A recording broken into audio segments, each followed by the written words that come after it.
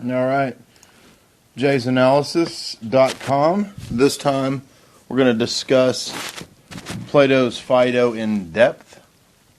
I thought that it would be helpful to readers of the article that did pretty well for a philosophy article dealing with the esoteric side of it, which is generally passed over if you have any kind of academic treatment of the treatise of the topic.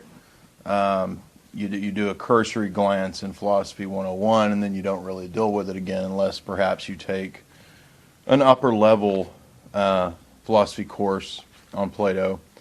So what I want to do in this talk is make it more, bring it down to a more general level where it can be understood by people that maybe haven't read Plato in depth or are not too familiar with a lot of the philosophical concepts.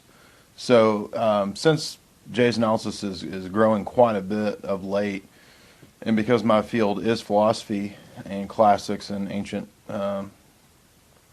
philosophy, medieval philosophy, etc., what I want to do is try to make things more accessible, so it's not all totally on an advanced level. Also, if you would, what I'm trying to do is I'd like to get to where I can do this full time. And so if you would, go ahead and subscribe or donate. And what I do is I give extra lectures, extra talks, and information ahead of time to those that have subscribed. So basically for $4.95 or a donation, you're going to get something better than university-style education where you're paying, thousands and thousands of dollars, $2,000 per class or whatever, $1,500 a credit hour, which is crazy. For a statist Marxist to stand up there and tell you how Plato is gender warfare and class warfare, which is utterly retarded, utterly ridiculous. And I can give you a better education, a better insight into Plato for a lot cheaper than that. So you could go this route. You won't have some useless piece of paper, but you'll have the knowledge and the critical thinking and the ability, the skill that I've been blessed with, that I could bless you with, at least help you with, to go in and smash these teachers if that's who you have.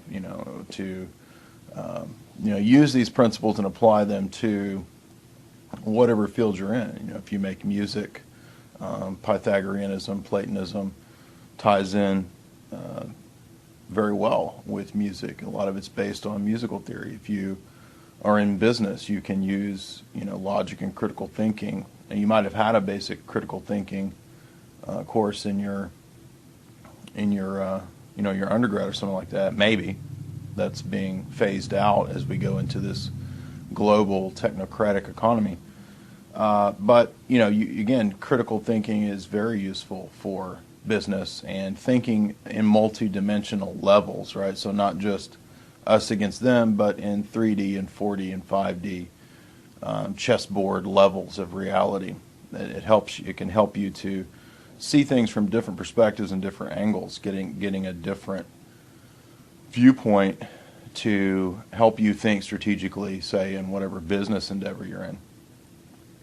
In religious thinking, it can be advantageous to have a lot of theologians, academics, and religious affiliated readers and listeners, so you can get a better understanding of these ancient texts that can help you in understanding where you're at in your theology. And again, for $4.95 you can't beat that. That's a lot better than paying thousands of dollars for some guy who is an idiot, basically, and not very well trained in anything, standing up there telling you what the text doesn't mean. So let's get into this. There's some really interesting elements throughout this dialogue that build on the previous dialogue of the Apology, where Socrates is giving a defense of why he's on trial by the people of Athens, the elders of Athens, for inciting the youth. So he's charged with rebellion and turning the youth to unsavory opinions and inciting revolution or rebellion and offending the gods. And so what we find in the second dialogue in my copy in Phaedo is Socrates' defense. He's going to give his view of the afterlife, immortality of the soul, and why he doesn't believe that he's wrong in his decision to submit to the elders of Athens in their decision of death. He also will give an interesting approach to the gods, where he will, in one way, speak of them allegorically, and in another way, he will affirm them in reality. So we're going to get into that, talk about why that might be. And as usual, I don't do my discussions with a bunch of notes and outlines. I just kind of freestyle. I like that better. That's my improv coming through.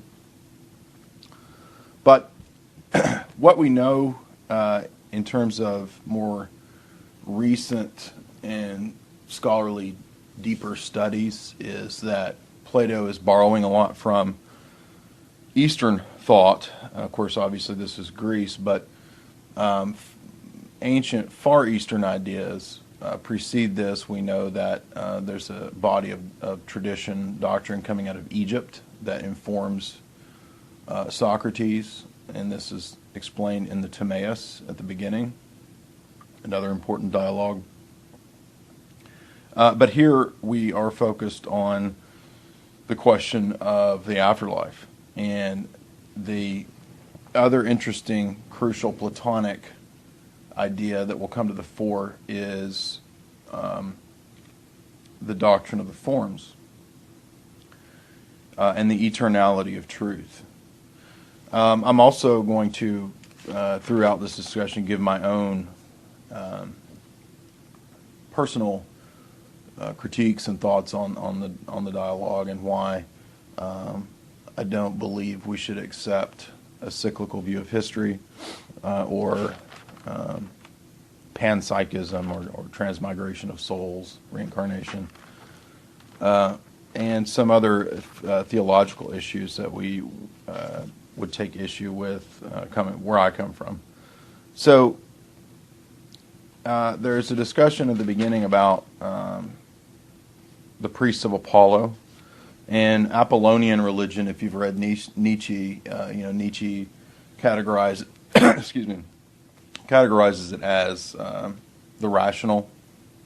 It's focused on the sun, as opposed to Dionysian religion that is focused on the irrational, the force of nature, the chaotic, the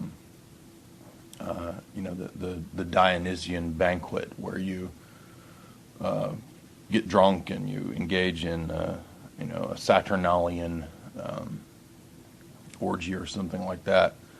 So if we were to, we could contrast maybe, I don't know, we could think of maybe Jim Morrison as somebody who's a Dionysian, and say Kurt Gödel as somebody who's an Apollonian. So two very, very different people, but good images of the Apollonian and Dionysian. So it's crucial that we recognize the mention of the priests of Apollo at the beginning of the dialogue, because Apollonian religion is, again, going to be characterized by masculinity, rationality, order,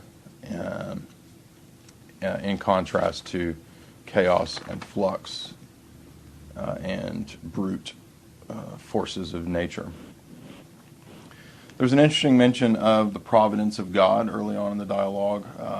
So it's a debated topic in scholarship as to what exactly the notion of God is that was bequeathed from Egypt to Socrates and Plato. Very possible. A lot of the early patristic fathers, Augustine, for example, in City of God, speculate that perhaps the Egyptian thought was influenced by Moses and the Jews in their time in Egypt, their sojourn there. But we don't know for sure. Regardless, there's clearly cross cultural influences here between ancient Egyptian and Greek thought, and very, very possibly Jewish thinking. We know from the text of Exodus that Moses was learned in all the mysteries of the Egyptians when he was young at Pharaoh's court, before he decided to go over to his native people, the Jews. So Moses learned the esoteric side of Egyptian thought, and it's very possible that in that interaction between the Jews in Egypt and the Egyptian court and Egyptian religion, that there was some sort of a blending or body of doctrine that was passed down. And that's another important understanding, or an important point to understand here, is that Socrates is the bearer of a tradition. So while it's in vogue in modernity to deride ancient thinking, ancient wisdom, perennial teaching, traditionalism, this is a very different stance, a very different approach to the world and to living. And so the ancient world was one based on tradition. Ironically, the modern world, although it derides tradition, is not actually anti-traditional. It's actually just a different kind of tradition. It's something more nouveau riche, something very, created by the nouveau riche, I should say. It's a new narrative, a kind of technocratic, empiricist narrative that gained sway at the time of the scientific revolution and so forth. So modernity's grand narrative is still a tradition. It's just a different tradition, and it's also a syncretic, blended tradition just as much as any other. So the real question is not tradition versus no tradition, but tradition versus other traditions, and which traditions are true. And that's really what the question, that's the ultimate question of philosophy, really, is what's the true tradition. There's some really good thinkers who deal with that very well. One of the best essays I can think of is there's an essay by Dr. Philip Sherrard called Tradition and the Traditions. And in this, he details what he sees as the central distinguishing factor between perennial thought and biblical theism, or a personal theistic God. But that's not where we're going to go in this discussion per se. There will be a little bit of that, but suffice to say that the idea of a body of tradition passed on is crucial here, and something that informs the Platonic approach to knowledge, that distinguishes it from others. So when Aristotle takes his departure from the Platonic tradition, although we can still place Aristotle in the school of Platonic tradition, the Aristotelian departure with hylomorphism, and I'll get into that later, marks a very distinct departure from the body of doctrine that is passed on here. But again, tradition is crucial here, and it's an oral tradition. We don't know exactly when it was written down, because the oldest copies that we have of Socratic dialogues are actually pretty late, 800, 1000 AD, so not actually BC. And if I recall, these are housed at Oxford or somewhere. I don't know, something I read a long, long time ago. But the the Greek view here, somebody like Spangler is very good in Decline of the West in encapsulating the Greek approach to things, and it's very much based on fleeing from the temporal, fleeing from from time, fleeing from the here and now. So there's a Greek fascination with eternity, and that's what will lead Greek thought in Plato from Egyptian thought to basically positing the forms at the expense of everything in the finite material temporal realm. And that'll be crucial later on as well. But before we get into all that, we begin with a discussion of pleasure and pain and how the two seem to be dialectically connected, dialectically related. They seem to necessitate one another. Now, dialectics is going to be crucial to understanding Platonic thought, and this is one of the key indicators that it's borrowed heavily from other Far Eastern cultures, possibly some syncretic Far Eastern view from perhaps Persian thought or, again, Egyptian thought. But again, we should point out that there are distinct markers that set Egyptian thought apart from the other ancient traditions. And this could also have, like I said, resulted from an influence of the Jews in their sojourn, because the Egyptian belief in the afterlife and the positive view of the body and the resurrection is something that is distinct from Greek thought and, say, other Far Eastern traditions.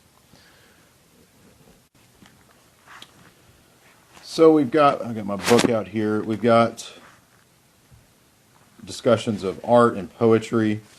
That's a debated topic in Greek thought in terms of the Platonic view, because in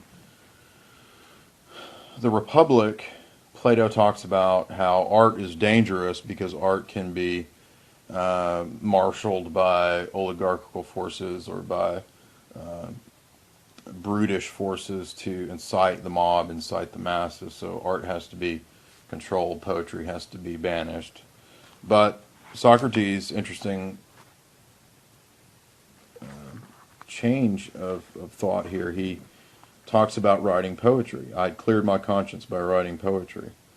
And then he goes on to talk about how philosophy is the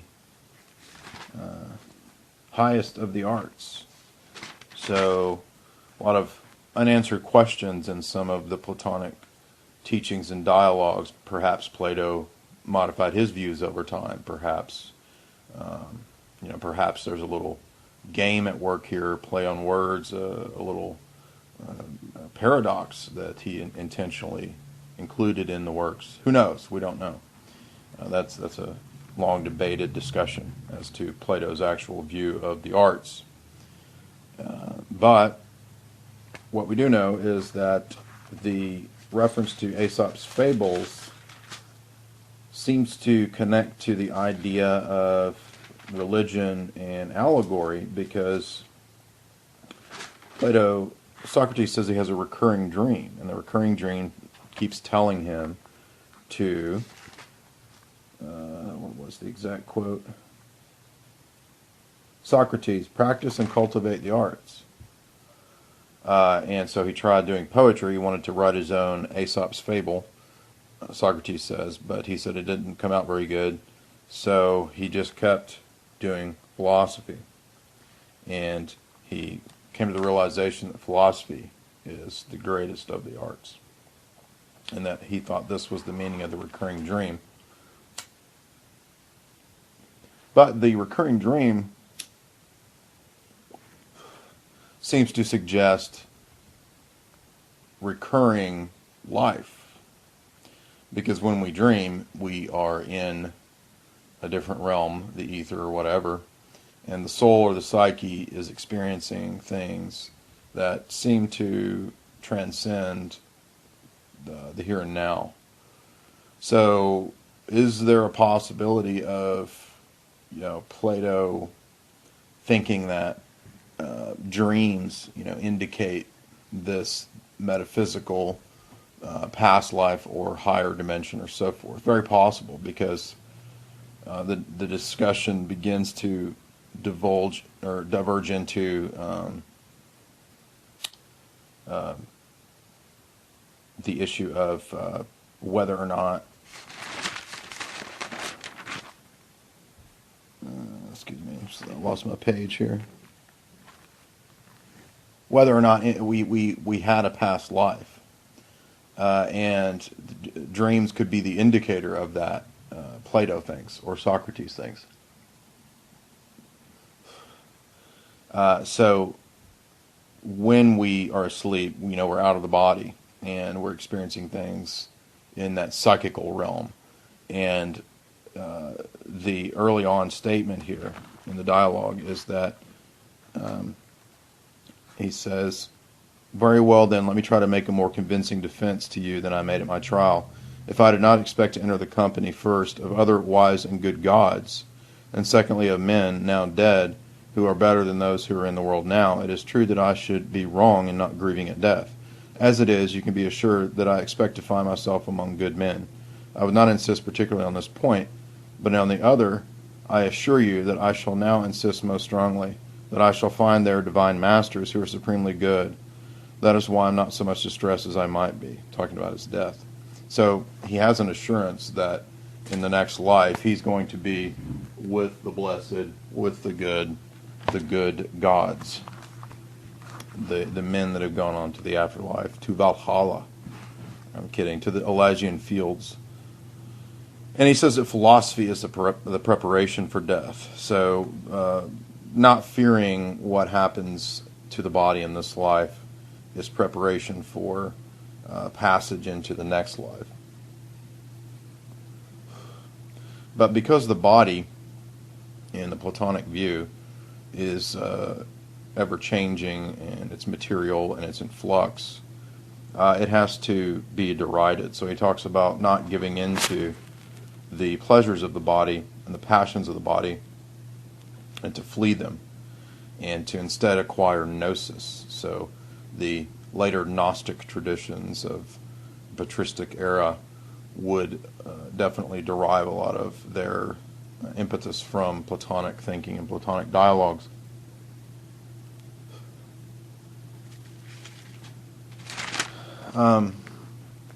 So the philosopher is the one who, as we know, lives the examined life, the one who is interested in thinking through matters. But unfortunately, we have at this point an erection of the primacy of reason, of ideas, of rational thought, over against anything else. And this will be, in my view, the chief dialectical problem at work here. Nevertheless, we're going to plumb this for any insights and good that we can. So the dialogue then transfers to discussions of absolute beauty, absolute goodness, absolute uprightness. Man sees by his soul, not by bodily sight. So the sight that Plato is concerned with is the inner eye, the inner man, the soul, the psyche, seeing the true forms of things and not the variegated, variant, changing objects for his perception, presented to his senses. That must be transcended, gone over and against, and rejected for the ultimate eternal truths of things. So there's an anti-physicalism here. And like I said, this is key to understanding the rest of the track of Western dialectics, because from Plato and Aristotle on, reason and rationality will be given primacy over other modes of thought, other approaches to existence, other approaches to morals, ethics, whatever.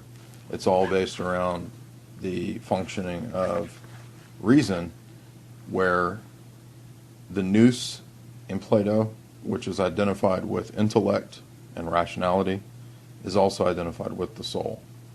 So there's a soul-body dialectic here that will, of course, re-emerge with Descartes, most notably in the scientific revolution.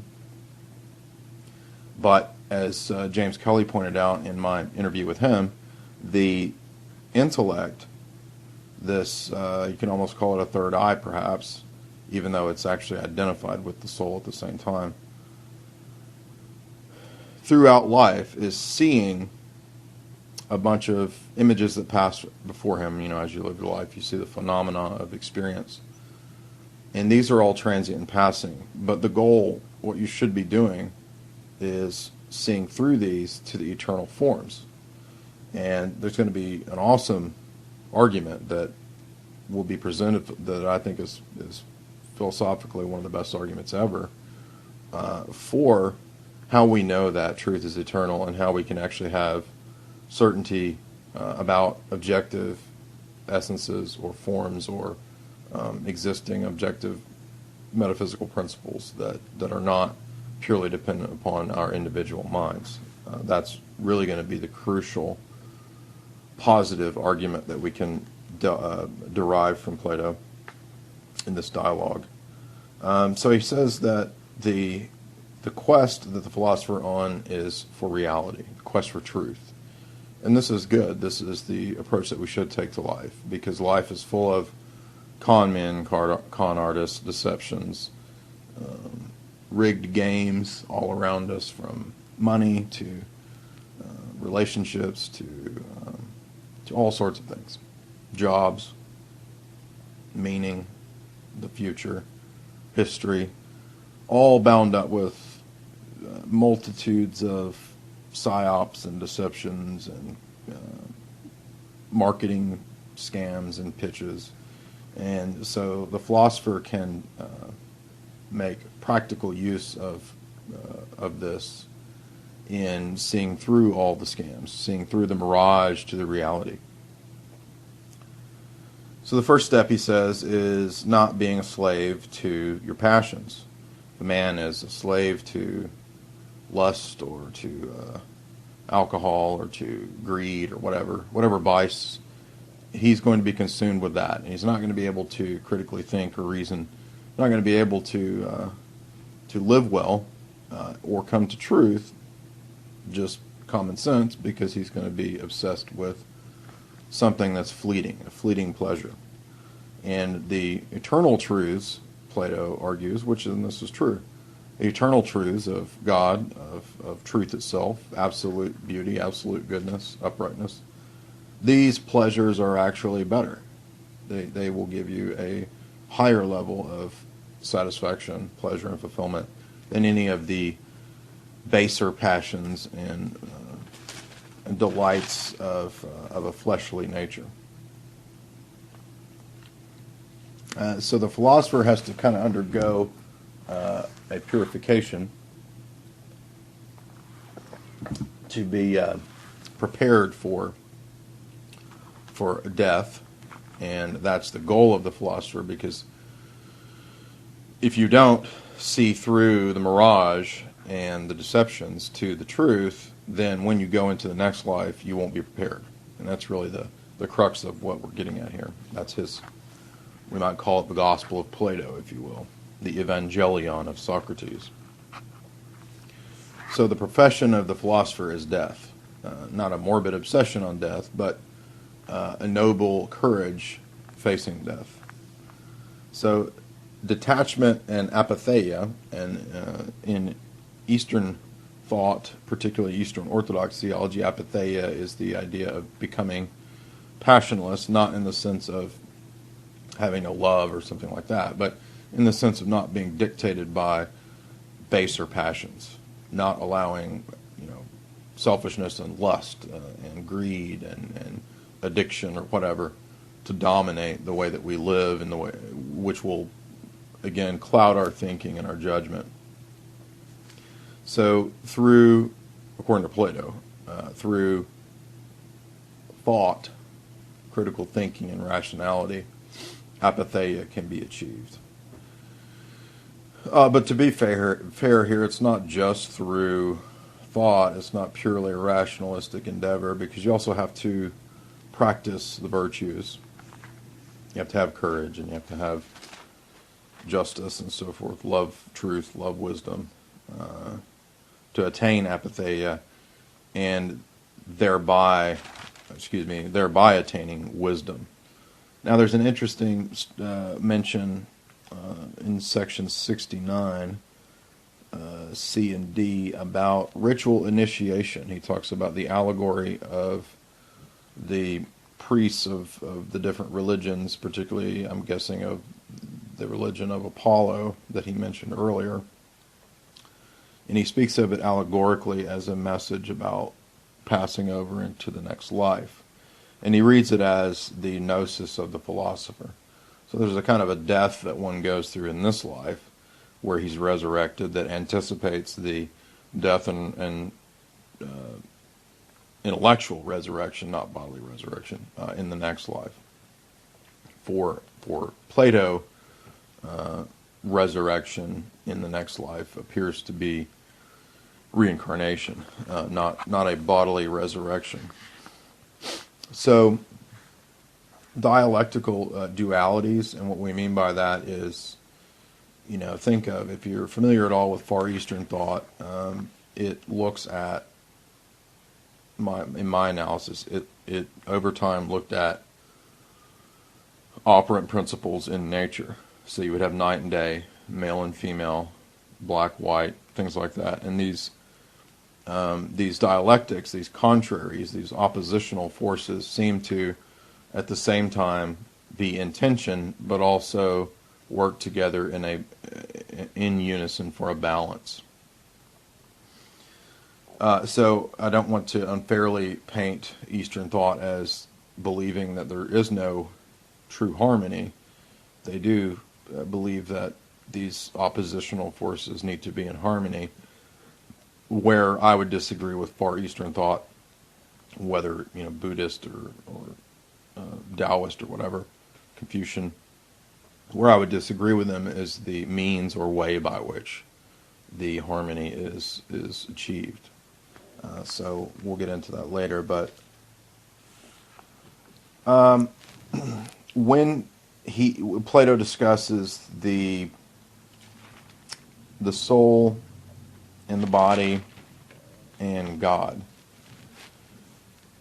it's important to understand the medieval chain of being, well, in the ancient world too, the medieval chain of being that we see in medieval Catholic theologians like Aquinas, people like that. That goes back to Aristotle and Plato and the Greeks, and ultimately probably to Egypt, where you have this scale, this continuum, kind of arranged maybe like a pyramid, where everything that exists is structured on this pyramid. So you have, at the bottom, you have non-being, which is the heaviest kind of being. Things that are less mobile, rocks. Well, you have non-being, and then maybe rocks or the dead, because they're the wicked dead, are placed in an immobile state of being for their crimes in this life. And then you would have, like I said, inanimate things like rocks, and then you would have vegetative life, which does have a kind of moving principle in a way, although still very limited. And then you would have animals, and then men, and then above men, gods, celestial intelligence or beings, and then above that you would have the most thought-like entity, God, or something like that. And so when we place all of them, though, on the same chain of being, this is the problem that we have in Western dialectics, because they're all essentially on the same chain of being. They just share in different degrees. So it's flattened out, if you will. It's isomorphic. It's all the same stuff. It's all the same stuff of reality. It's just different degrees of it, if you will. So God is the lightest of stuff, and then all the way down to hell or rocks or whatever. That's the heaviest, most compact stuff. And because everything is on the same continuum of being, that's why you would have a cyclical view of history. Nothing ever ultimately gets out of that cycle, even though Plato does believe that, I think inconsistently, you do pass on to the realm of forms. Well, if you pass on to the realm of forms, why would you come back to this life? Unless there's a dialectical problem that's fundamental at work here. He talks about permanence and flux and the immortality of the soul, and that's what I'm getting at with this coming back, this reincarnation, transmigration idea, is that the cycle. In other words, this Greek view of time and of reality requires a cyclical view of history. I do not believe in a cyclical view. I think that a linear view is actually what makes sense. I know it's very much in vogue to believe in a cyclical view, largely due to the influence of Far Eastern thought in the West. This does not, of course, mean that I'm advocating every aspect of Western thought. It's just that I believe that these two views are probably reconciled in some way, which we don't understand because we're finite. But the problem with cyclical views is that you never, it ultimately becomes irrational to the point of the world that we experience in this life not making any sense. Okay, nothing being the case. So, for example, if you were to posit this view, if you were to say, well, I believe Platonism, or I believe, some Far Eastern view, and, I've realized the great enlightenment that all reality is illusion and so forth. Well, the realization that all reality is illusion is unfortunately part of your experience in this life of illusion. And so therefore, the realization that all reality is illusion is also illusory, right? So you can't have that as your great linchpin upon which to build your philosophical system of thought. And again, what it shows is rather that Plato's borrowing older ancient ideas of Far Eastern cyclical views. But because he thinks this life is one of illusory flux, we must pierce the veil and see through to the eternal truths. And since the body doesn't do that and the soul does, the soul has to be more like forms. The soul is more like eternal truths, more like God, more like absolute justice and so forth. And because it's more like that, it can't be composite. It has to be absolutely simple. Okay. Now in Pythagorean, Platonic, and Aristotelian too, thinking, the belief about God is that he's absolutely simple. Whatever he is, whatever kind of stuff he is, he's on the same continuum of being. The God stuff is the absolutely simple stuff. It admits of no composition, no division, no partition, no varying, multivariant aspects to it. It's absolutely simple. And the reasoning behind that is because one, numerically, has to be perfectly one. To be one, it can't have any separate, any aspect of it cannot be oppositional to itself. Okay, so if the one had some other aspect that was, equal to it or next to it or part of it, that would, in Greek thought, be in opposition. It would be in contradistinction to it, and anything separate or in contradistinction is by necessity in a dialectical opposition to it. So if we think about the one and the many, and that's going to be the crucial philosophical concept to understand that I mentioned earlier from this dialogue, the problem of the one and the many, which is also the most important good aspect, right? The bad part of the problem of the one and many, for Plato, is that the many is in contrary opposition to the one. The one has a little bit of a higher primacy, right? So the one is the goal we're shooting for. We want to get to that. And so anything that's particular or many is in somehow or some way a lesser status of being. Because the idea here is that ultimately God or the source or the absolute was at one point one, and for some unknown reason there was a schism or a fall or a division that brought about particularity and brought about multiple forms, multiple emanations from the one. And the idea here being that when you look at Egyptian mythology and, Ra and Osiris and all that, and him losing his dick and all that, and that's a allegorical telling of the original division that happened from the monad, from the one. And then the particular aspects or emanations that came from it, which then sort of fractured like a fractal into potentially infinite variations, all the way down to, the solar system and the planets and the galaxy, planet, solar system, down to our reality, all the way down to, minuscule, atoms, molecules, so forth. This big bang fracturing from the one, if you will, is an eternal emanation that our goal is to transcend by leaving the body and then returning to the one, ultimately, if we've lived well. So you can clearly see that the close parallels to Far Eastern thought, Hindu thought, the wheel of time that has to be escaped to return to the source. All the same idea here, very clearly.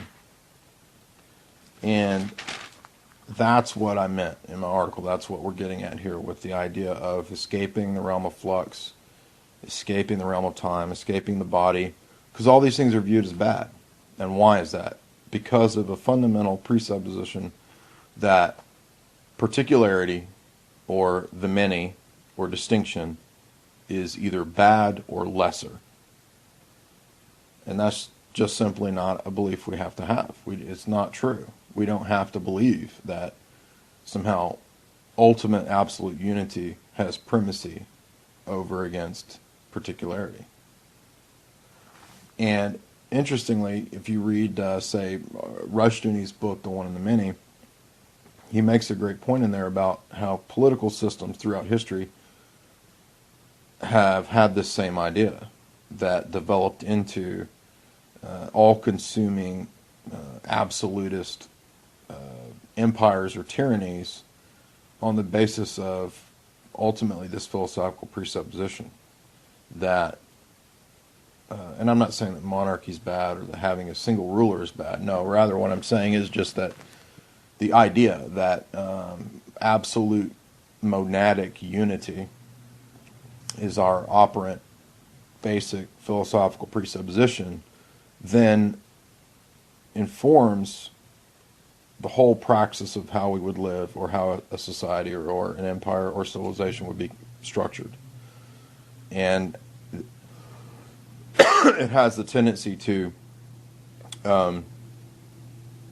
exclude legitimate distinctions and particularities, right? So if we look at something like Mao or a communist international, it's a great idea, or it's a great version of this, because what does it seek to do? Well, it seeks to make everything uniform.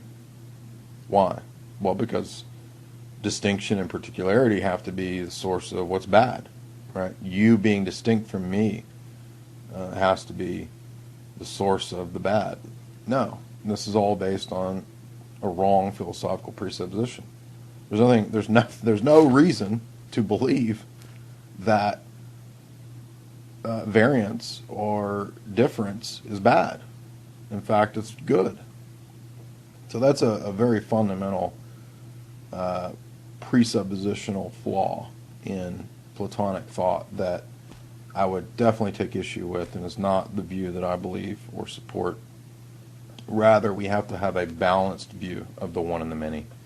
And we'll get into where I think that is later. But again, back to Plato and the dialogue, what we want to look at now is the central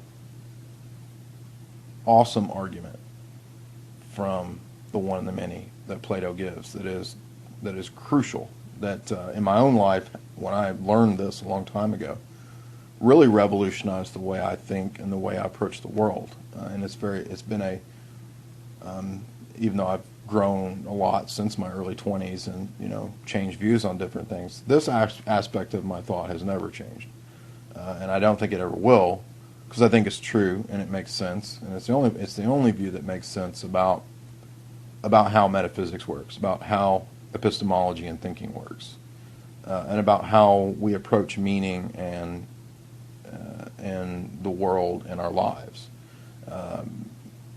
So let's get into that in terms of unity and distinction in the one and the many. So the one and the many, unity and difference. For those who are less instructed in Plato, this central question for philosophy is about, it's a metaphysical and an epistemological question, so being and knowledge, that revolves around linking objects in our experience. So when we talk about an object, a tree, book, whatever, an earthworm, we link this object to other similar objects that we've seen in the past, or that we will see. So when we think of a book, we classify it as a member of a category of other objects that are the same, that are in the same, although they're not the same, right? So books are all similar in that they're the same type of object. They often have, for the most part, the same shape, the same function and structure, so forth, form. Yet they all differ, right? Because they're not all the same book. So there are many books, but there seems to be some principle that they all share between them, we'll call bookness. This is a universal. This is the form of a thing. Might also be the essence of a thing, depending on which philosophical system you're working with. Excuse me. So this is central to Platonism. It's central to realist philosophy in the Middle Ages, late Middle Ages, the idea of realism.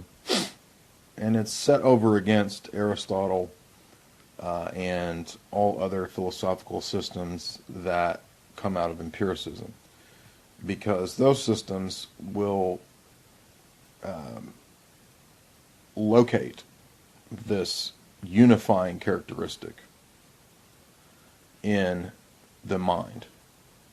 Okay? It's not anything objectively out there in the world or in the thing or in the realm of form somewhere. It's only a human token term or a socially constructed symbolic form or term that we've given to these objects. There's nothing actually in the book that links it to another book to share that property of being a book, other than what humans have conceptually created. Because, for example, in the Aristotelian system, the book has as its unifying characteristic prima materia, prime matter, the stuff that everything's made of. And it is then later given form into the shape of book, and might have other qualia or central characteristics of it being a book. But the substance itself is is no different than another book, right? So they're both just, in other words, the linking essence between them is not something that is linked outside of human conceptual reality. In other words, it never pierces the veil into the external world.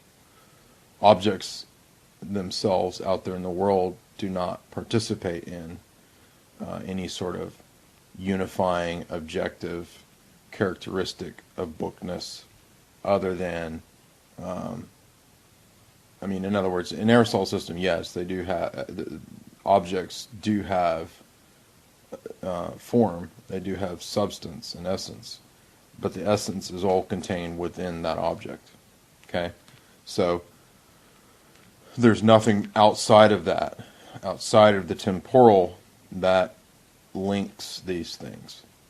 And this has drastic and dramatic implications for our epistemology. And so Plato's answer is that what links these things is the form, and the form transcends the realm that we're in. It transcends time and space and the flux that we experience in this life to give objects an eternal grounding. Okay, the being of an object, the existence of these objects is grounded not in the temporal, but in the eternal form of the thing.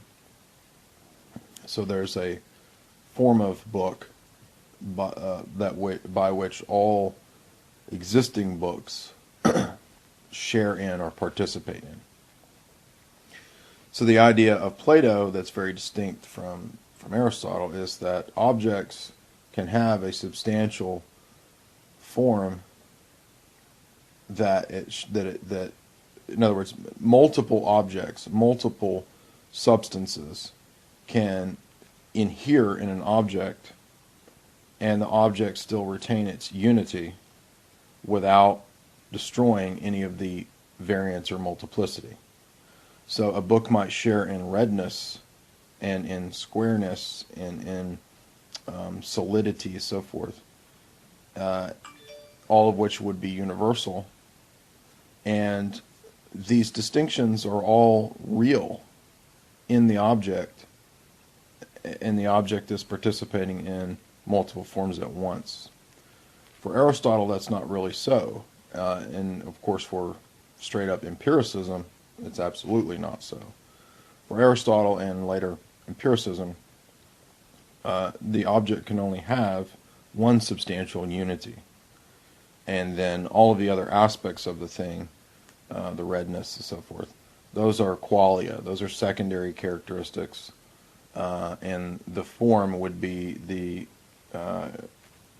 structure given to prima materia, prime matter, that it exists in before us. So the book has this, squareness to it.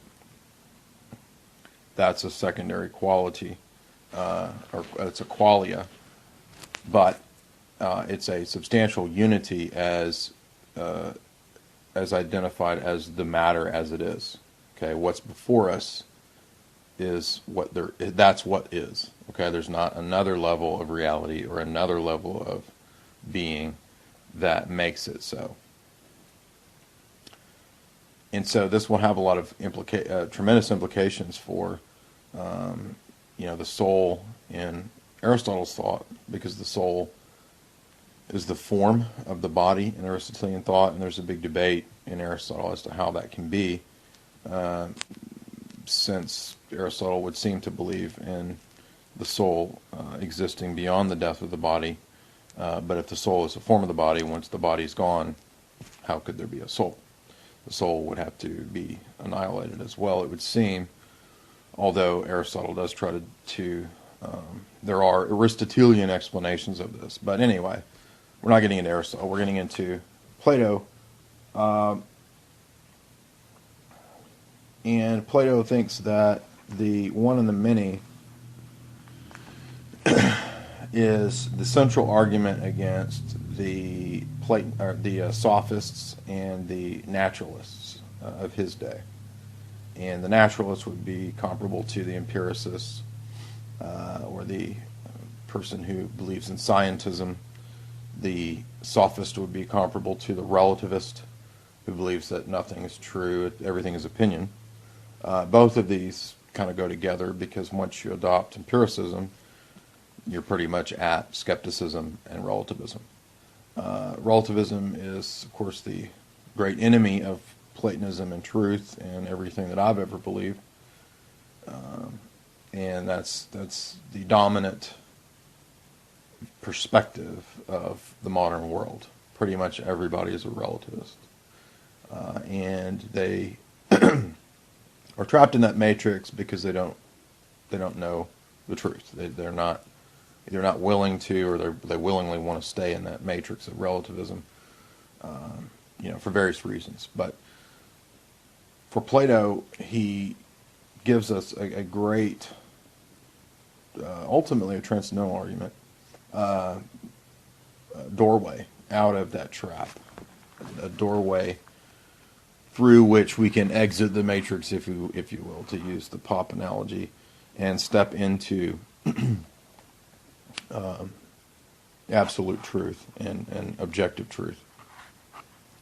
And what he does is he says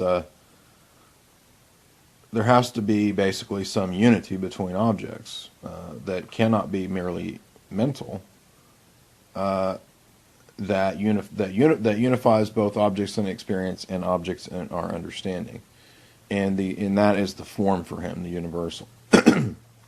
So when we look at objects and we compare book to book and look for that unifying whatever it is between them, that essence, what we come to is that it's a transcendental category. Now, this is obviously an argument that would be used later by Kant in the wrong way, and Aristotle also uses transcendental arguments first, as I've pointed out many times. But the unity that Plato's talking about here in the question of the one and the many is a unifying something that is what connects these objects book to book, tree to tree, even though they're distinct. Okay? A great example that I had in my one-on-one class was when the professor drew the number 7 on the chalkboard, erased it, and said, "Have I gotten rid of the number 7?" And, of course, debate ensued in the class, and we came to the conclusion that no, obviously he had not destroyed the number 7, because the number 7 still seems to be. So we intuitively know somehow that this is the case, even though we may not understand numbers. We intuitively have this sense that 7-ness still seems to be the case. Well, how can that be, given that we're not immediately looking at 7s, or we're not drawing 7s? We just erase the 7 from the chalkboard, or the particular example of 7. And that's because, Plato would say, there is something beyond mere sense experience. And numbers are a really, really great example of how we can figure this out. Even better than essences and objects, numbers seem to present this truth even more clearly. So when he looks at objects, he says we don't have a direct experience of the unity between one tree, an oak tree, and a pine tree. They're both trees, but they're both different. So this classification that we've given, it can't just be based in the matter itself, or the material of the object, because there's something that transcends the mere matter of the object, or the mere human naming of the object, that links these two things. And we know that because we never have a direct experience of that. Okay, we have an experience of a tree, we have an experience of another tree, a sensory experience, but we never have a sensory experience of the unifying essence or principle that links them. Right, now you might say in response to this, well, yes we do. you look at one tree and you see the color and shape that it has, and then you look at another tree and you see the color and shape that it has, and that's what links the two. They have similar colors and shapes. No. Again, you're simply pointing out secondary characteristics that link or make the two trees similar. But the color and shape that's found in one tree is a particular instantiation, and the color and shape that's found in another tree is another particular instantiation. Right? So they're two different trees. In other words, that's kind of begging the question. Where is the mysterious thing, substance, essence, whatever, form, logoi, that links these? Where's the archetypal pattern that links these things? Because it cannot be merely something that we've created mentally. And you say, well, how could that? Well, maybe not. Maybe it is just something we mentally create. No, because again, think of the example of numbers. Numbers are not a human invention. It's not like if I erase the number 7 from the chalkboard, there's no more number 7. Or if everybody in the world suddenly puts the number 7 out of their mind, then 7 ceases to be. Well, that's preposterous. It's just utterly retarded. No, 7 seems to have this eternality about it. This, not just 7, I mean any number, any mathematical idea or principle. All of our experience is constantly bound up with number and shape, form, geometry, etc. Right? And these things don't disappear when we close our eyes or forget about them. No, that's completely an egoistic, narcissistic, fallen view of reality that, the mind, and it's not, some guy in a chat room said this one time, my mind invents numbers, right? Well, another way that we can show that that's not true is by numbers that are beyond the ability for humans to conceive. And we know infinity is real. We know there are multiple infinities, according to Cantor. So the human mind can't encapsulate those. No finite mind is able to literally think of an infinite string of numbers or an infinite set, and then that set raised to the power 2. Since that's the case, then obviously there are principles about mathematics, as an example, that extend beyond sense experience. Another good example is a chiliagon, a 1,000-sided figure. A 1,000-sided figure is impossible to see by the human eye or in human conception all at once. We can talk about this object. We know that you can, diagram one out if you wanted to have the time you're that bored.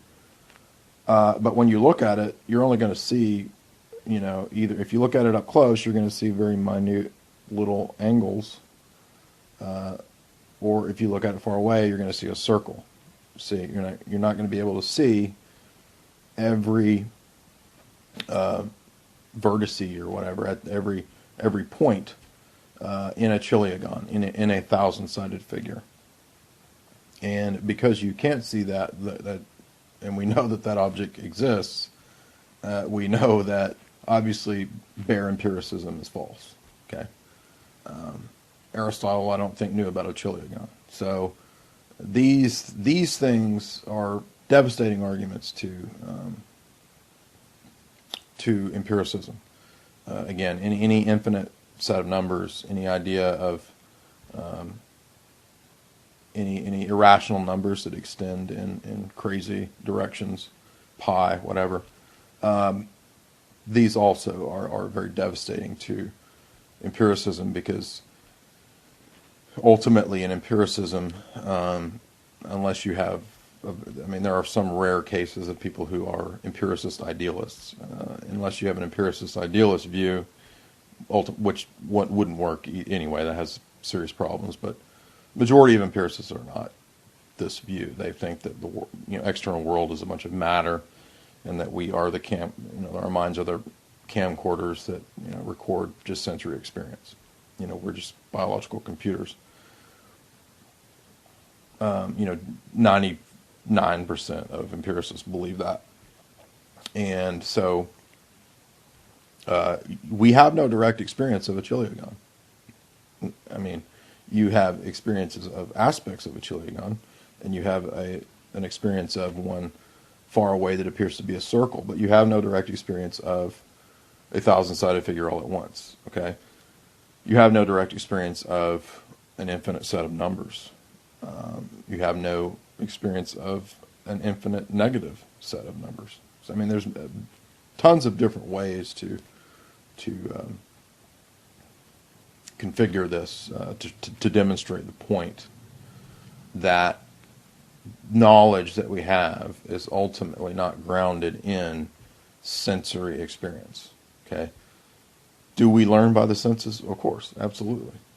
Even Plato would not deny that. But the point is that, and the correct and right point is that what's going on in the process of learning by sense experience is something that is a real interaction with eternal principles. That's the point. Okay? They're not merely, again, think from a third eye perspective about the empiricist perspective of how man operates in the world. Okay? He's a biologically evolved animal that has a mind that's a camcorder that takes in these sense impressions, and the mind kind of orders them somehow. So he's like a little bot that spits out and repeats like a parrot or something like that. And in that Darwinian view, that materialist biological flux view, that reductionist view, over time he develops into the socially constructed definition of a, quote, person as a child, and then reason develops, whatever that is. We have no idea what that is, but reason develops, and then maybe consciousness develops, and then he's able to become a quote, scientific individual. All of which is just completely retarded, utterly nonsensical, total philosophical nonsense, but is the predominant view of most people and the world in general, right? And there are a lot of variations. People might have different ideas about things, but they don't generally tend to challenge this dominant grounding narrative. This is kind of the bedrock of what everybody falls back on. They go about their lives and do this and that, and if somebody comes up, say me, and challenges their predispositions and presuppositions, well, they can still fall back on science. They saw somewhere on Discovery Channel that science has proven that man's mind is a little biological computer that processes information, and it's just merely matter. It's merely chemical reactions. Okay, so again, the mind. Let's use this view. The mind is a chemical reaction computer that processes impulses and incoming sensory input. At no point in this view is anything objective or metaphysically the case ever obtained.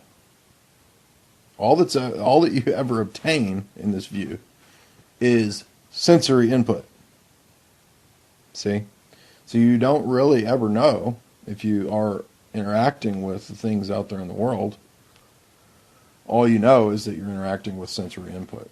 Okay, in the Enlightenment, this would come to be called indirect realism. Okay, you don't have a direct experience of real substances, qualities, essences in the world, or if you do, we don't know. What you have an experience of is phenomena. You have an experience of sensory input, what Hume would call impressions. So imagine a guy with his eyes open, staring at a TV screen, and the TV screen for all of his life is just, beaming different images at him. Okay, he never interacts with a real, world or whatever. It's just TV screen images coming at him. And maybe there is a real world, you don't know. Maybe there are real objects that you can interact with, who knows. Now, you might be a little weirded out there because you're thinking, well, now wait a minute, that sounds kind of like Plato. Yeah, I don't want to get too in depth here because you could make the case that an empiricist idealist is pretty close to Platonism in a way, but that's not really where we're wanting to go. We're not wanting to get into modern philosophy per se and the small branch of Berkeleyan empiricist idealism that has existed. But suffice to say that the central point that we do want to get across here is that the argument for objective, invariant metaphysical principles that are operant in the world is given its strongest argument from the one and the many in Plato's dialogue Phaedo here. And it's a great, great, great argument. That's what I was getting at, that, something that has stuck with me since my early 20s. This is, thankfully I did encounter this in Philosophy 101 at the state school.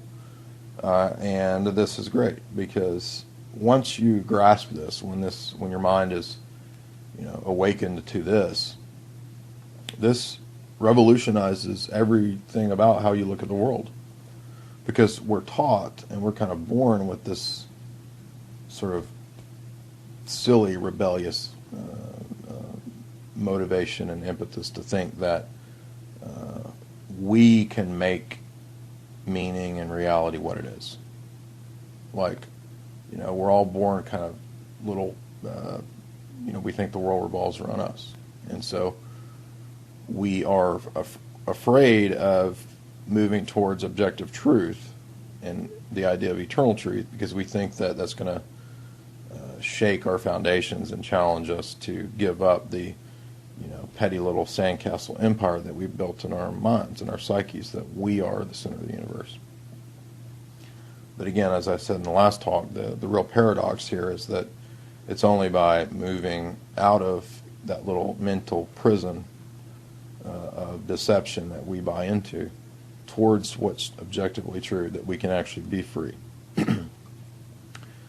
So this central argument is cannot be overstressed, and this is the antidote to the modern world. It's also the basis of hidden metaphysics because it means that the external world is rational, and it is designed and it is created, and it is highly structured and highly formalized.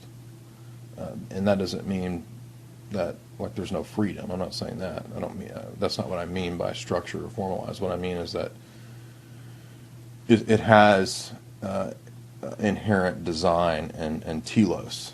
Okay, it does have purpose. Everything has, all the way down to the nucleus and the electron has this perfectly ordered symmetry to it. And this is really how you escape the matrix. So this part of Plato and leaving the matrix is great. This is what we do want to keep this. Another way we can look at this later on in the development of Western philosophy, the question of what Kant called a transcendental unity of apperception, and this is also related to the idea of identity over time in objects. So two different ideas or terms that relate to the same thing. One of them relating to the inner world of the psyche, and the other one relating to the substance or essence of things in the external world. And so when we talked about that one and the many question, if we look in the inner realm of the psyche, Kant talked about the transcendental unity of apperception. And this is a good point, because if you think about it, why does the human mind link that tree, and the tree I saw yesterday as having some connection? Right? Well, it can't just be because they kind of look the same, because sometimes things kind of look the same and they aren't the same. And even if you just say, well, because they look the same, that kind of begs the question, because, well, why does the mind link things that kind of look the same? Why? We're not asking what does it do, we're asking why does it do that? And so Kant posited that there's not a direct empirical argument for why the mind does this. The mind just does it, and all of our experience is conditioned, is built around the precondition of the mind doing that. And that's an awesome argument. That, as a philosopher, and as somebody who revels in transcendental arguments, that's such a killer argument. Because if you're an empiricist, this is the point Hume made, right? As an empiricist trying to be consistent, you can never explain why the mind links similarly appearing objects. You can give statements about, all you can do is restate that it does it. Okay, so if I say, why do you make a connection between that dog and the big dog you saw yesterday? Well, because they look like dogs. Well, because they have fur. Right? None of these answers explains why. They only explain what is. That's so devastating to empiricism, and I love it. Right? And again, Kant has serious, ultimately empirical, devastating flaws, because Kant ultimately is still an empiricist. But when we are looking at the inner realm of the psyche, and we are looking at transcendental arguments, these are killer arguments. These are great. So as long as we don't adopt Kant's divorce between the internal world and the external world, you can go through these transcendental arguments, and they're awesome. I mean, these are the strongest arguments you can make. So, in other words, Kant's reply, consistent with Plato here in the Phaedo, and by the way, Plato makes this very argument. So that's kind of a secret here, is that as you read these dialogues, you start noticing, hey, Descartes says that. Hey, Kant says that. Hey, Hume says that. Right? Which is natural. I mean, that's what happens in philosophy. So, but Plato actually says, when I was a young man, I followed the natural scientists in their scientific empiricism. Now, he's not using those terms, but that's what he's saying. Right? He says, and I realized one day that when I ask them why, all they do is restate what is. So again, if we apply that to, in other words, this is kind of a version of the transcendental unity of apperception. The mind is so structured that it links objects, and it just does it. We don't know why. And if you try to explain why, you can never explain why apart from experience. See, so you're in a loop there. And that's why Kant says, well, the only way out of that loop is to posit that it's just a transcendental truth, something that transcends experience, that's a presupposition for all perception, period. Okay? So if you were to say, well, how do we know that that's true? Kant would say, with Plato.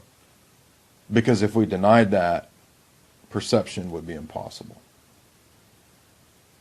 That is an awesome argument. Transcendental arguments generally are arguments from the impossibility of the contrary, but they're not mere reductio or impossibility of the contrary arguments, because sometimes they are so strong that they are actually the ground of all experience at all, period. And this is one example. Extending this then to the external world, we can talk about the identity of objects over time.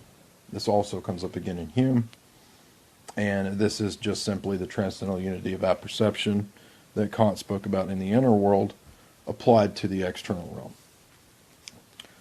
Why do we believe that over time that object is the same object that we thought it was? Because, say, a boy grows into a man and his body changes. And so if we take a radical empiricist route, we have no empirical reason to believe or link that old guy to the young guy, or the fat guy to the previously skinny guy, because the substance, the qualities have changed, right? I mean, unless you're an Aristotelian and you thought that the soul is the form of the body, you would say, well, it's still the same soul. But if you're a rank empiricist, this problem is tremendous, because we have no reason to believe that objects actually possess some identity or special quality or essence about them that makes them that thing over time. Because the material makeup of the object is always changing. Right? I mean, the book that you have is shedding pages, molecules over time. Is it the same book? Well, if we're an empiricist, no. And we don't have any reason to believe, purely based on empirical sensory data, that it's the same book. And so there must be some transcendent quality or essence about the thing that makes it that thing over time. Again, referred to in philosophy as the problem of identity over time. And if an object does have that, then that means that all of our metaphysics is very different than what empiricism says. Right? So that's why this is so good. We have the roots of empiricism annihilated in Plato. And we see that this is an ancient battle. This goes all the way back, to ancient Greek times between the sophists and the relativists and the people who are arguing for objective truth. And that's the chief use of Plato, even though I don't agree with all the Far Eastern trappings of Plato that become problematic. When we look at things like this is a tremendous argument. And if you get this down in your philosophical life and thinking and thought, this is a platform to go on to become an excellent philosopher. This is a platform to go on to, this is the kind of stuff that makes the world meaningful and wondrous. And this is how you'll go on, and if you're a scientist with this basis, there's the potential for what you could discover is limitless, because you're actually understanding the real makeup of the world, and not chaotic flux, Big Bang, nonsensical, reductionist materialism. All right, following upon the discussion of absolutes and one of the many, he discusses the soul. And like I said earlier, the soul is not composite, so it's more like the one monad. It's more like the forms and the realm of the eternal, and so he reasons that they're in a dialectical tension. As I said at the beginning, dialectical arguments, dialectical tensions are what we want to avoid. And the chief difference that I would have with Far Eastern thought in solving or harmonizing that is not through dissolution from this realm into the absolute, or into non-being, or nirvana, or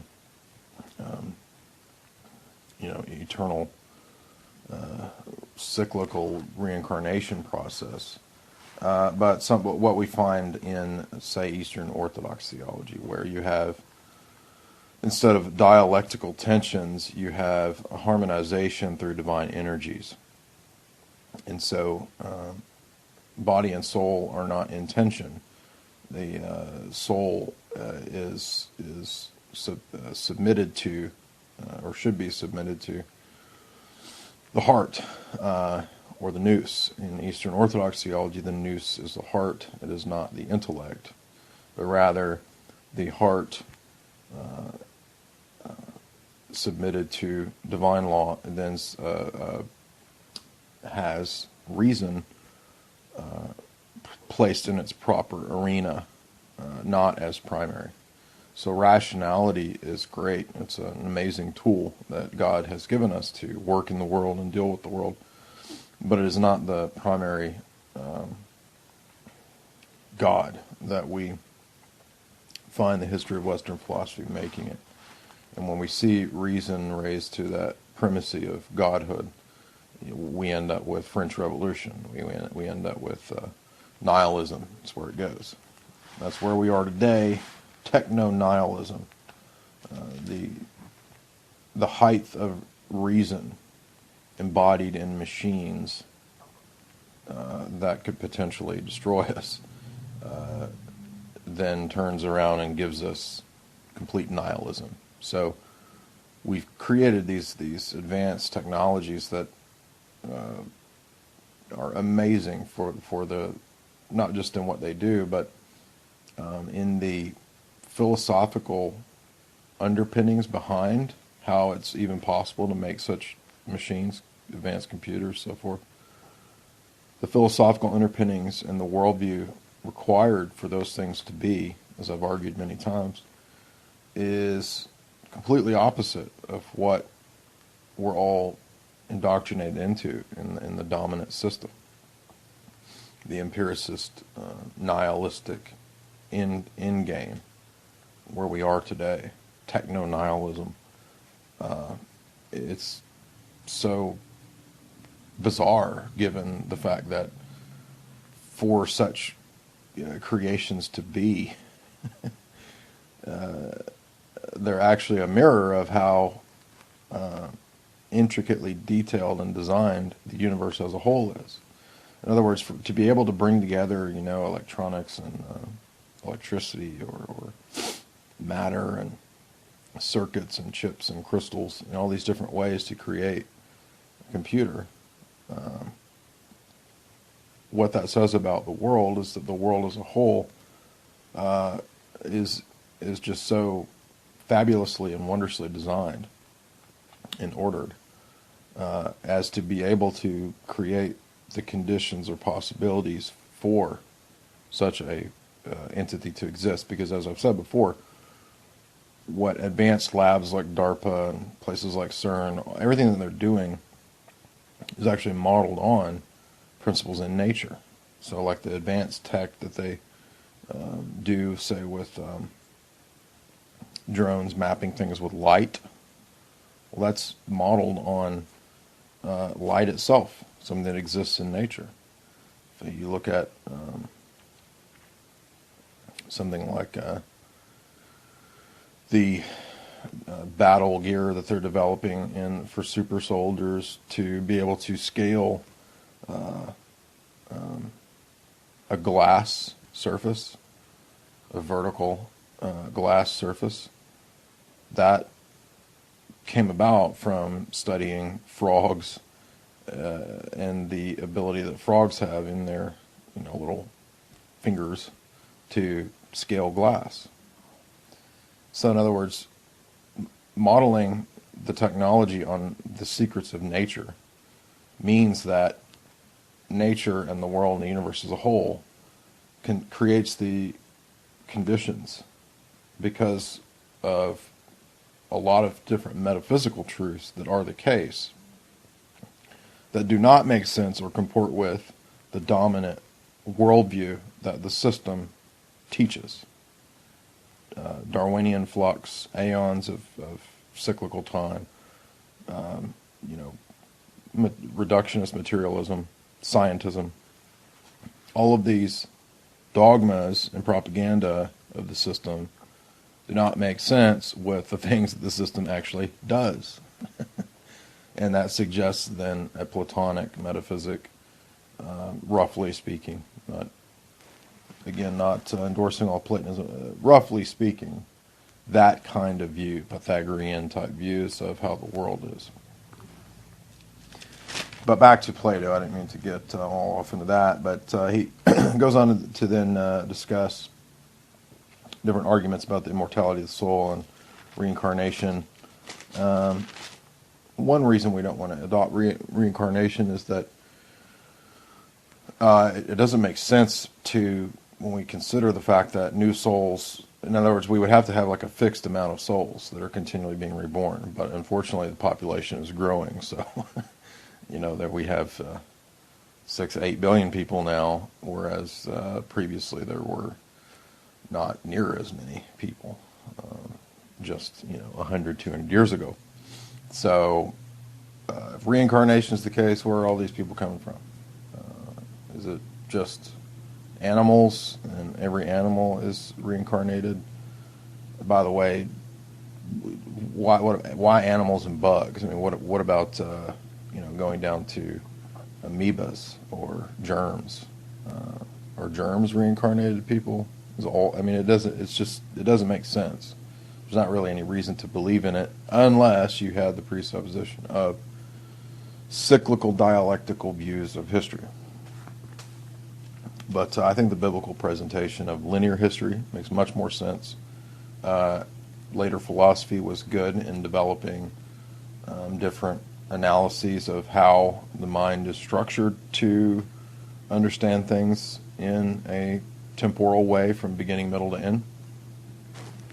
There's some really good philosophy that was done by Alistair McIntyre or Alvin Noe in his book on perception, action and perception, and McIntyre on how conversation is structured to have a beginning, middle, and end. That suggests that there's a transcendental category or quality to the way we are so constituted to experience things in time.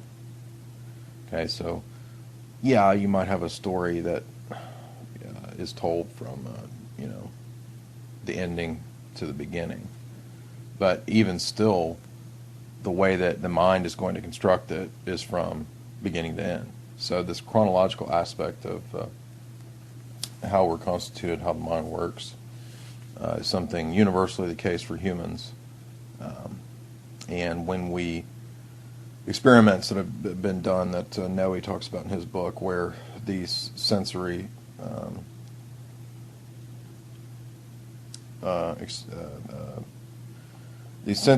experiments where these things were reversed or misconstrued or obstructed. For example, people that spent a long time, wearing, say, a kaleidoscope mask or goggles or something like that, or people that were blind for many years that first gained sight. There have been cases of this that they have to actually learn depth perception over time. These things suggest both empirical knowledge and pre-empirical, pre-sensory, a priori, intuitive, Platonic type categorical knowledge, essential knowledge. So both of these things are the case, I believe.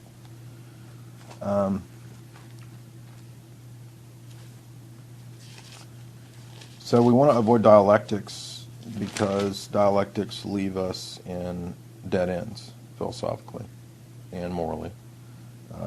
If we think that dialectical tensions are resolved through flight from the world, soma, sema, body is the prison, central Platonic dogma, then we are caught in a dialectic where the world becomes the source of bad, and that ultimately is a Buddhist type idea. The world's not bad. The world is good. In Genesis 1, God created all things, and he said they were good. So we don't believe that creation is bad, and I think that's a much more positive way to enjoy the world, to live, is to not view the created substance of things as evil. So we also don't want to adopt dualistic or Manichaean or Zoroastrian ideas that, there's two eternal principles of good and evil. So we don't give evil any kind of substantial existence. And unfortunately, even the Platonic tradition would eventually develop an idea that the Eastern Church Fathers, the patristic era, would liken evil to, that evil is negation. There still is this lurking tendency to think that existence in this world is somehow evil. There's still something kind of bad about matter and created existence, and that's locating the source of evil in the wrong direction. Evil is a negation, has no substantial being, and it is simply a move of the will away from the good.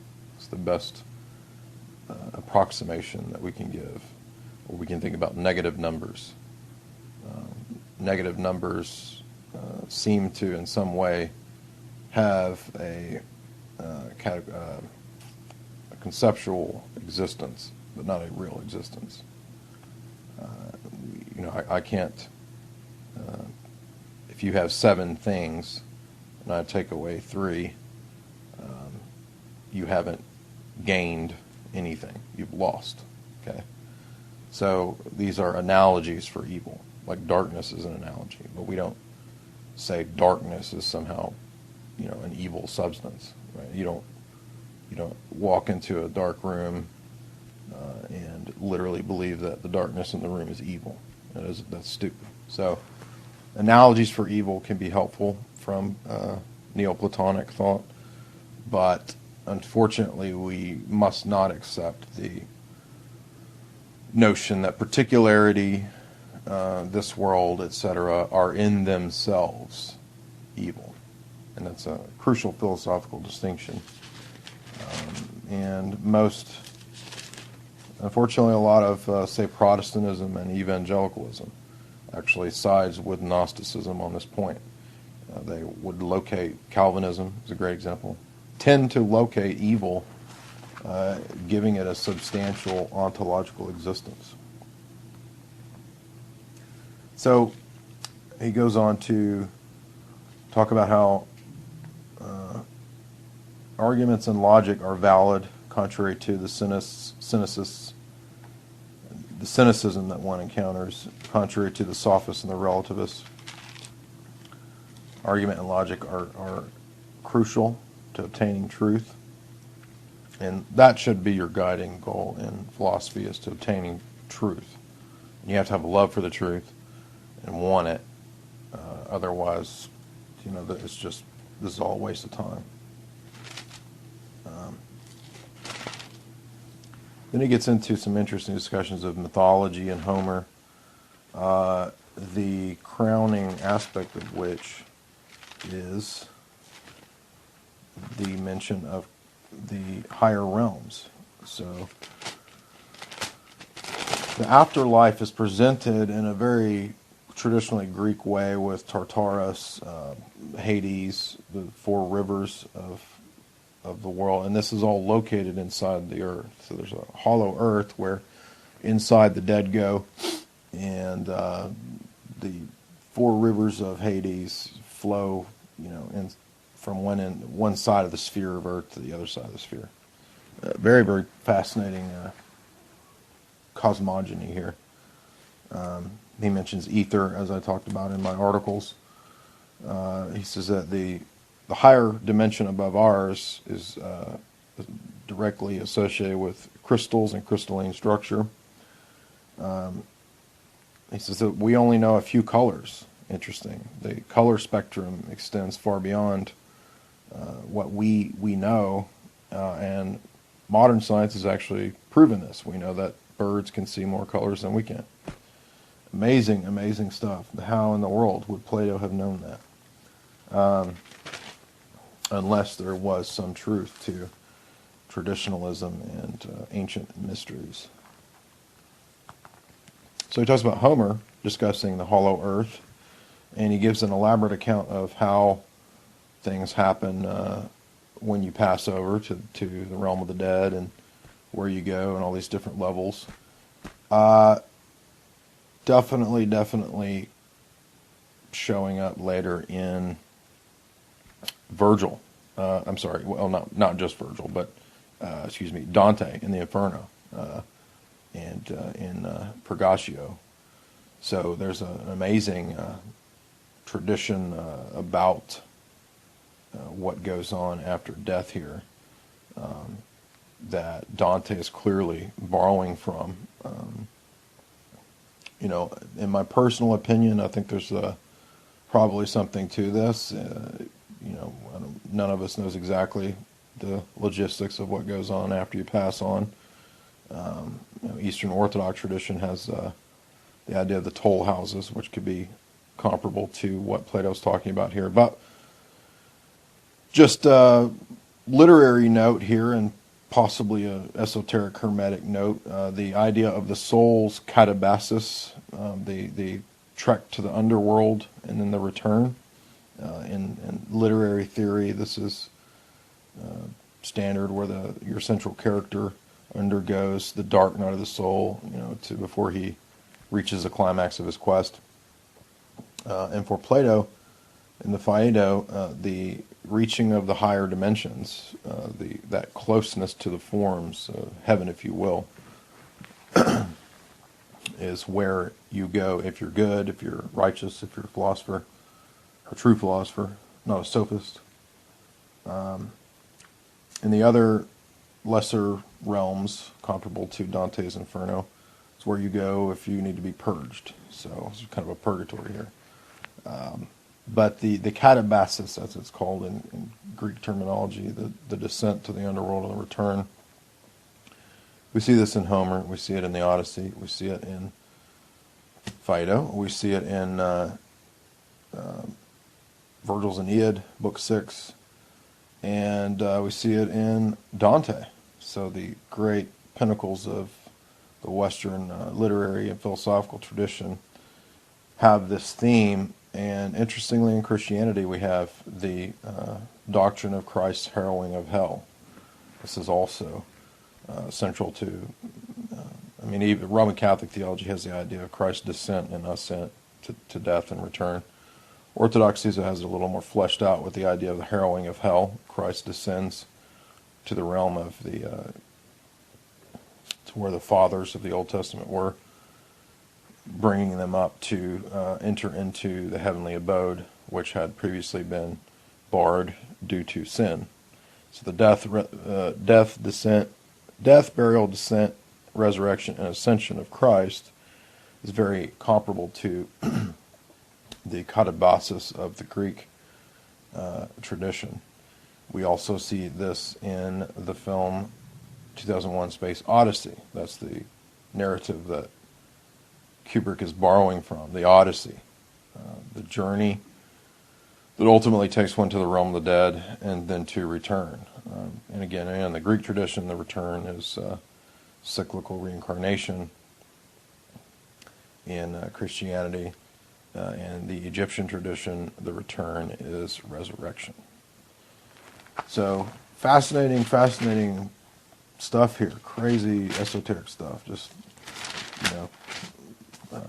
wild. The dialogue concludes with the recounting of Socrates taking the hemlock and dying, and he offers a sacrifice to Asclepius, the god of health, the god with the rod and the snake. So that hearkening to that interesting tendency of Socrates to speak both of the gods and the myths as allegorical, the ancient religious mysteries as allegorical, and at the same time following them literally. He's literally sacrificing to Asclepius.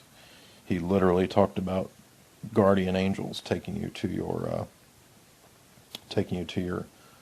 everlasting abode in the afterlife, assuming that you don't reincarnate. Something also very, very close to what we see in Dante's Inferno. So that concludes this in-depth discussion here. And I would, again, if you want to see more of this, if you're listening to this and this is what you dig, please do subscribe. I need to gain more paid subscribers. There are plenty of free subscribers who don't want to pay. That's fine. I don't bother, or I don't blame you. But I would really like to move into doing this kind of stuff full time. And it would be mutually beneficial because all you guys could get more of this. And I think a lot of people are turning on to this. A lot of people are liking it. And, we can just, the potential here to delve into philosophy and esoteric depths in all these different texts is tremendous. I mean, I'd like to, go through every single Platonic dialogue and work. I mean, we could, what is this? 1,500 pages. This is about 100 so far. In a few months, you could have an in-depth knowledge of all of Plato, right? If you're willing to listen to my droning voice for that long. But help me do that. So subscribe for $4.95 a month if you can. I'll churn out more of this stuff. And I want to conclude thanking you for the people that have subscribed so far. Please tell your friends about jasonanalysis.com.